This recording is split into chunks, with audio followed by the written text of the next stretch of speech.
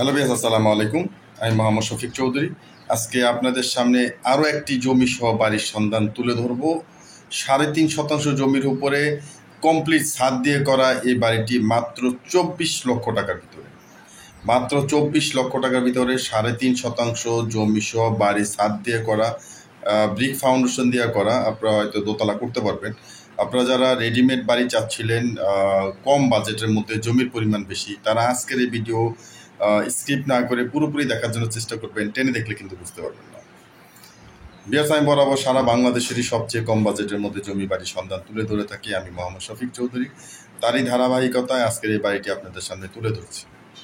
তো বিয়ার্স, আমার এই চ্যানেলটি আপনারা যারা দেখছেন, চ্যানেলটি সাবস্ক্রাইব করে রাখবেন এবং বেল আইকনটি বাজিয়ে রাখবেন, যাতে নিত্য নতুন ভিডিও আপলোড দেওয়ার সাথে সাথে নোটিফিকেশন আপনার হাতে পৌঁছে যায়। এবং আপনারা যারা জমি, বাড়ি এবং ফ্ল্যাটে বিজ্ঞাপন দিতে চান, তারা স্ক্রিনে দেওয়া নাম্বারে সরাসরি যোগাযোগ করবেন। আমরা সারা বাংলাদেশে, টেকনাফ থেকে তেঁতুলিয়া, সারা বাংলাদেশে আমরা জমি, বাড়ি এবং ফ্ল্যাটে বিজ্ঞাপনগুলি করে থাকি। আপনারা জানেন এখন বর্তমান রেডিমেড বাড়ির চাহিদা তুলনামূলকভাবে একটু বেশি। আর এই ধরনের বাড়ি যদি আপনারা করতে চান, বর্তমান বাজারে এরকম একটা বাড়ি করতে গেলে 16-17 লাখ টাকার উপরে খরচ হয়ে যাবে। কারণ একটা ছাদ, 3.5 শতাংশ জমিতে একটি ছাদ করতে গেলে এখন বর্তমান 3 থেকে 4 লক্ষ টাকা খরচ।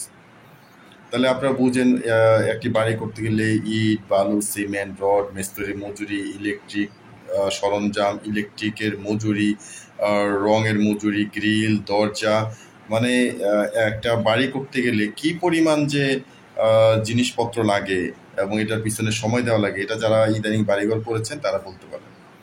সেই হিসেবে রেডিমেড বাড়িগুলি অনেকখানি সাশ্রয়। আপনারা যারা রেডিমেড বাড়ি চাচ্ছিলেন, বাজেট খুবই কম, 24 লক্ষ টাকা, 3.5 শতাংশ জমি মাত্র 24 লক্ষ টাকা, এবং সরাসরি মালিকের মাধ্যমে আপনারা এই বাড়িটি ক্রয় করতে পারবেন। তো বিয়াস, আমি কথা না বাড়িয়ে বাড়িটির সামনে চলে যাচ্ছি। আপনারা বাড়িটি দেখেন, অবশ্যই বাড়িটি পছন্দ হবে।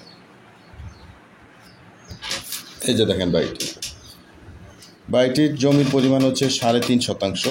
প্যাকেজ মূল্য হচ্ছে 24 লক্ষ টাকা। বাড়িটির সামনে রাস্তা হচ্ছে 10 ফিটের ঢালাই রাস্তা, এবং 10 ফিটের যে ঢালাই রাস্তাটা একবারে আপনারা যে কোনো বাড়ি যদি দোতলাও করেন, আপনার পরিবহন আপনার বাড়ির সামনে চলে আসতে পারবেন একবারে, মানে আর এক্সট্রা কোনো অতিরিক্ত খরচ নেই। এবং এই বাড়িটি সরাসরি মালিকের মাধ্যমে আপনি এই বাড়িটি ক্রয় করতে পারবেন।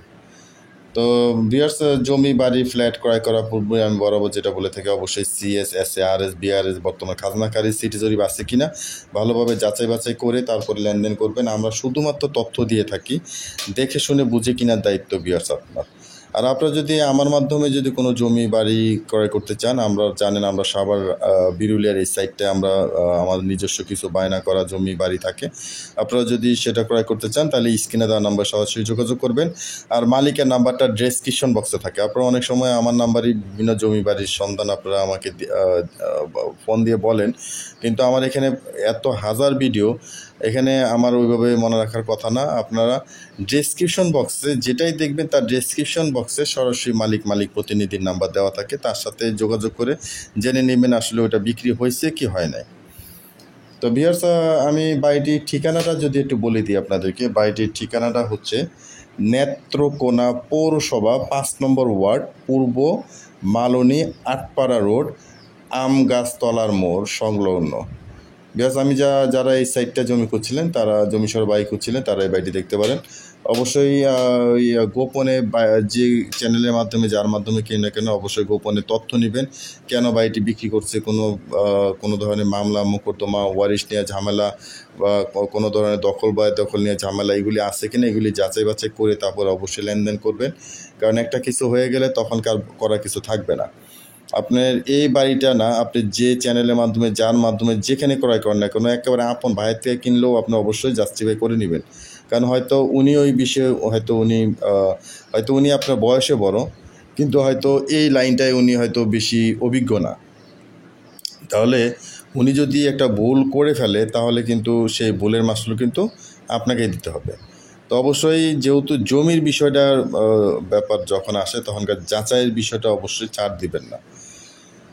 তো বিশেষ কথা লং না করে আমি শেষ করে দিচ্ছি। যারা ইউটিউবে থেকে দেখছেন, তারা ফেসবুকে এসে জমি ক্রয় বিক্রয় সারা বাংলাদেশ নিয়ে আমার একটা পেজ আছে। পেজটি আপনার ইচ্ছা করলে